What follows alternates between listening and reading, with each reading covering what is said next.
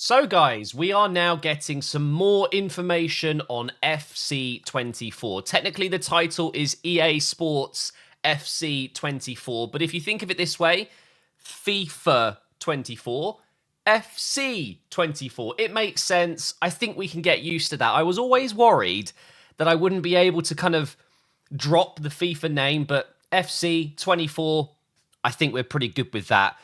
This is the trailer they released yesterday. It's their gameplay trailer, which is, of course, mainly cinematics and a little bit of in-game stuff here and there. But realistically, we've all seen these kind of trailers before. But what they're really hitting home on in this year's game is the fact that it is very much a club. It is females and it's males. It's about football as a sport, not the brand of FIFA. It's the fact that they still have all of the licensing. They've still got all of the clubs, all of the player faces, which reminds me the cover that we saw with that awful Saka face and Pirlo face and Rashford face. Thankfully, and they've even commented it on them commented it on them on the streams on the stream themselves. I can't get the words out. They've commented on it themselves in the stream that it was kind of getting a bit of a debate online. It is just kind of like an illustration type cover. It's not what they look like in game. So I think we could probably chill on that. But there you've got it. FC24, the world's game was that. Let me just double check that. Is it the world's game? This looks amazing, by the way. Yeah, the world's game. Notice how they've basically been able to match the real life footage of Haaland here celebrating with his celebration in game. So this video is kind of what we know so far with the very little information we've got.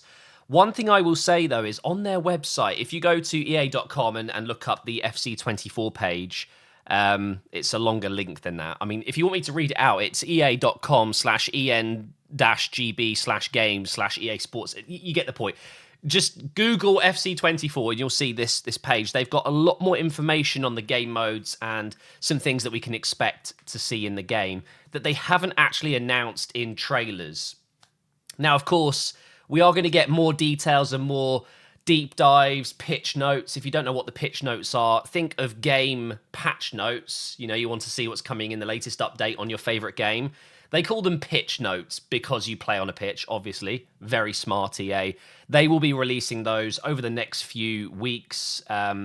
Individually, we're going to get an Ultimate Team one. We're going to get deep dives into career mode or manager career, as they're calling it, and player career. Clubs as well, which is no longer called pro clubs. It's just called clubs.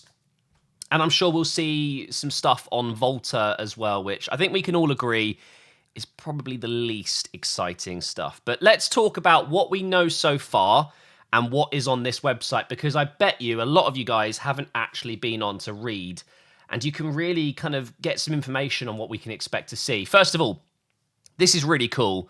Haaland is the cover star on the standard edition of the game, and they brought him on stage last night when they did the presentation. He was wearing his pajamas. I think he was running a bit late.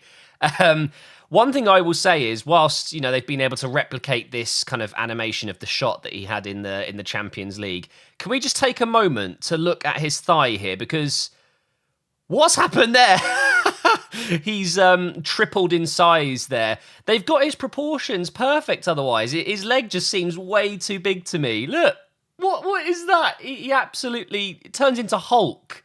But genuinely, the fact that they've been able to get Haaland's body in the game and make it so much more realistic is very cool. As a manager career mode enthusiast, I guess, and content creator, anything to do with realism, I'm always into. Anything to make the match day experience better, and that's kind of what you get when you get more realistic players, and I want to see this on multiple players, not just Haaland. But they've got some information on the Hypermotion V technology.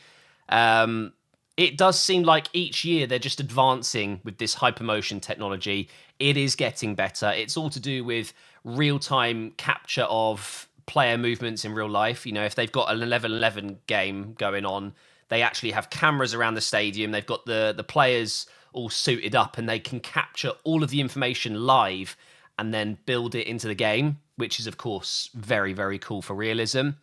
This is something that they've talked about a little bit here, play styles, optimized by real-world Opta data. So for those of you who don't know, Opta are like one of the leading providers of stats in football in real life. The fact that they're using that in the game is very exciting. I think that just means we're going to really get into each player individually and how good they are at certain things. Maybe we're going to see much better player ratings, much more accurate aspects to each of their games. Like if a player is really successful at tackles in real life, they have a really high percentage, it should increase their tackling in the game, I would expect. Play styles, dimensionalize, it's a long word, athletes going beyond overall ratings to bring excuse me, to bring to life the on-pitch abilities that make players special. I'm still sick. I'm still struggling. I'm sorry. Each play style affects gameplay, giving players unique capabilities you'll see and feel that make their way of playing more authentic. So I think it's pretty much what I just said. If a player excels in real life at a certain thing, we should see that go into the game. I was going to say FIFA then, into FC 24. Frostbite has been around for a long time, and I remember, because I was a big fan of playing Battlefield and some of their Star Wars games, they all used the Frostbite engine before FIFA got hold of the engine, and it has definitely improved the game. It's not just the gameplay, though, it's the atmosphere. It's when you're looking at the stadiums and all the lighting and the shadows and the contrast and just the way the game feels, especially the atmosphere. That is very heavily reliant on Frostbite, so they've made it look better. I mean, it's all the usual jargon, isn't it? EA Sports FC 24 look and feel more like football, but it's true. And I think what we've seen so far, especially in the trailer yesterday, is it is looking more and more like the real life game. If you walk into a room and someone's playing FC 24 on your front room TV or whatever, you're going to quickly glance like, is that real life football? It is getting that way. It is becoming very, very realistic. So let's talk about Ultimate Team. It's not really the game mode that I play a lot of, but I know most of FIFA fans. Oh, I said it. Most of well, no, it is FIFA fans still, because that's the game that's still out. But most people know and love Ultimate Team. So, of course, we know that they are bringing in women's football. We'll talk about this one first, because I do have some concerns, especially with realism. But then again, Ultimate Team isn't realistic, so maybe you just don't have to take it so deep. I think a lot of people are getting very upset with the fact that they're going to have a female striker running through, dribbling past Van Dijk, Team of the Year, and scoring. And yeah, okay, maybe in real life that would be very difficult, because there is a huge gap between the women's and the males, the females and the males game. It's just facts. I'm sorry, but men are obviously a bit more powerful, a bit quicker, and there's no doubt that it would be very difficult for that to happen in real life. I'm not trying to be offensive. I'm not saying women are bad at football. Absolutely not. The women's game is growing and it's doing so well, and it's amazing to see this. But I can get why people would think, why would I play a 5'3" women centre-back up against Onuachu from Southampton, who's 6'9"? Okay, I understand that. And I do worry that that's where you're going to have some problems. And I think eventually players just won't use the female players in defensive positions, because it's going to be very difficult. If it's realistic, okay, you're not going to be seeing a 5'3" centre-back that plays for a women's team out jumping Haaland. You know, it just wouldn't happen. So I think there has to be a gap. There has to be a bridge over that gap. They have to enable the women's players in game to match the men's. But also, there is other ways you could see this. You know, smaller players typically are harder to tackle. They're a little bit quicker with the ball, dribbling-wise. They're just annoying, aren't they? They zip in between. If you're playing with a 6'6" centre-back that's quite slow, it could be really, really difficult to make any challenges. So there has to be a balance there. I'm seeing a lot of people saying, oh, it's just going to be pack fodder, you know, just getting women players. It's going to be rubbish. But I don't believe that. I think, Kerr, for example, she's going to be like 91 rated. She's going to be incredible. And you've got some other fantastic players like Leah Williamson, one of the ambassadors. She's going to be a fantastic player in the game. And I'm quite excited to build a team with women and men in the same team. I think that's going to be awesome. But they do need to make sure that it's fair and that it plays well.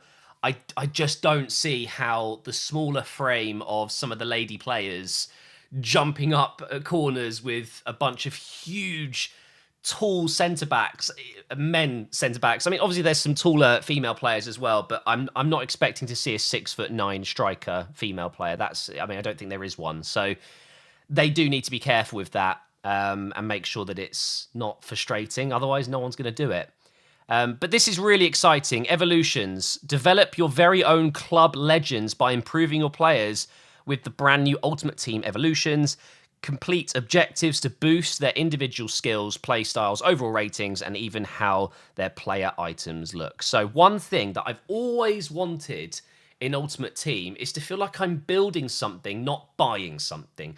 I don't want to just see Team of the Week players come out, buy them, and that's it. And then when you get to the end of the game, you're just getting these 90 rated players in every position. Every time you open a pack, you get someone new that's potentially incredible, whatever.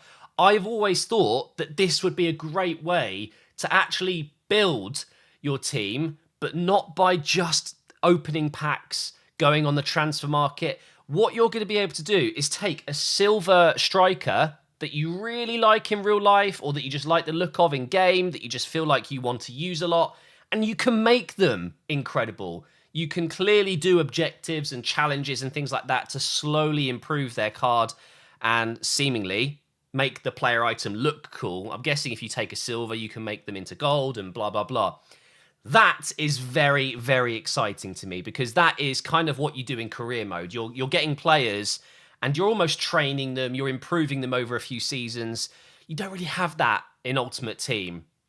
So now we do. We're going to be able to take players in August, September, whenever the game comes out, and genuinely, you might still be using some of those players when it comes to summer next year, when FC25 is coming out soon, because you've been building these players.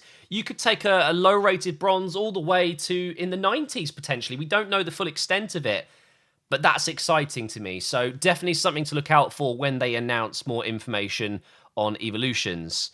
But now let's talk about the more exciting stuff. Let's be honest, I think most of you guys watching this are more interested in player and manager career. So let's start off with player career on the left.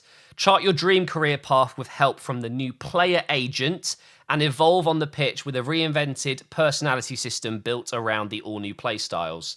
So from that, we can assume that the playstyles feature that they're bringing into the game is going to be put into player career. You're going to be able to really build out your player, your character, and choose play styles and improve in certain areas. But the new player agent system, don't know too much about that, but it sounds like maybe getting transfers and loans is going to be a little bit more interesting. I'm not really much of a player career, so I will definitely be giving this a go.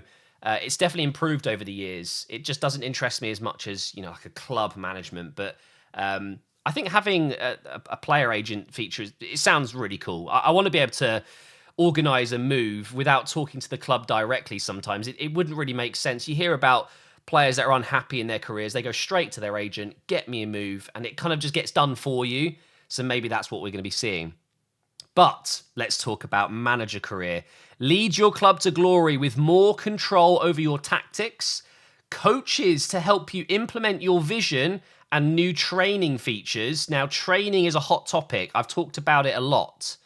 To help you implement your vision, new training features to get the best out of your squad on match day. So they're talking about match day specifically there. New training features, that does sound cool, doesn't it? I'm just hoping it isn't play it once, get an A, and then that's what you get every time. I think it should really be a choice. It should just randomly generate a random rating each time you simulate. But of course, if you want to play them, you can. More control over tactics excites me. One of the things that I love to do is match what I see in real life. So with Arteta's Arsenal, seeing Zinchenko drift into central midfield, I'm hoping there's going to be something like that. Maybe some more instructions. So inverted wing back, tuck into central midfield, yes or no, that kind of thing. And having back fours shift into back threes when you get possession. Just things like that. I think that would be really, really nice. We've got clubs and Volta football here, which maybe isn't as exciting for some people. I think especially Volta. The problem with clubs is that they've kind of not done anything for years. But I'm really, really excited to see what they're doing with clubs this year in terms of progression and actually being able to create a character or a player that you feel like throughout the whole year you're improving. I do feel like if you play clubs a lot, you can maximize your character, your player within a few weeks, even a few days if you play a lot. But really exciting news, guys. It does say here in EA Sports FC 24 with crossplay. We're getting crossplay in clubs and Volta, I'm presuming, which means if you're on PS5, if you're on the Xbox Series X, S, whatever it's called, I think there's two, or on PC, we're going to be able to play in a team. So I think I'm going to have to get an MGH United clubs team going, which obviously was possible before, but you could only pick one platform. I do believe, though, it's going to be separated into PS4 and Xbox One, and then you've got the new gen PS5, Xbox Series, PC. So maybe not as inclusive as you'd really want it to be if you're playing on the old gen, but still, I think that is actually a technological problem. I don't think they can actually get PS4 and PS5 players playing together. It's just different systems and stuff like that. And then, of course, you can pre-order. But this is really interesting as well. So if you're, like me, going to be getting the game straight away, you will become an FC founder. Now, doesn't sound like that incredible, right? But honestly, if you're an old player like I am, an OG, there's FUT founders. I'm a FUT founder. I played Ultimate Team when it first came out, when it was just a DLC. So they're doing that again. So make sure if you think you're going to play FC at some point, get it before the 1st of November, and you will be a FC founder. And I'm sure over the years you're going to get little rewards, some kits here and there, maybe some coin boosts or whatever. Nothing too crazy. This is still... What were they thinking? I really don't know. Now, in terms of rumours, okay, it's a little bit tricky because rumours are rumours, but spectate mode is floating around on social media, and the fact that we're going to be able to play career mode as more of a manager on the side of the pitch. So I'm hoping we're going to get some more news on that soon, and hopefully I'll be able to share it. I think they have alluded to it. They've talked about it a little bit on their stream yesterday. So that sounds really interesting. And with the extra tactics, with the match day experience, with training and things like that, I think we're in for a slightly improved career mode experience in a new game. This isn't FIFA anymore. It's exciting for the whole team. I'm sure that they're eager to get this game out. And I'm sure a lot of work has gone into it. The new Frostbite stuff, the new Hypermotion V stuff, the play styles, I think is going to be really interesting. And that's what we know now. Hopefully in the next few days, I'll be able to make a video with more information, if you know what I mean. And I'll be talking to you then. Let's see what happens, if there's any news released over the next few days. Make sure you subscribe so you don't miss any updates.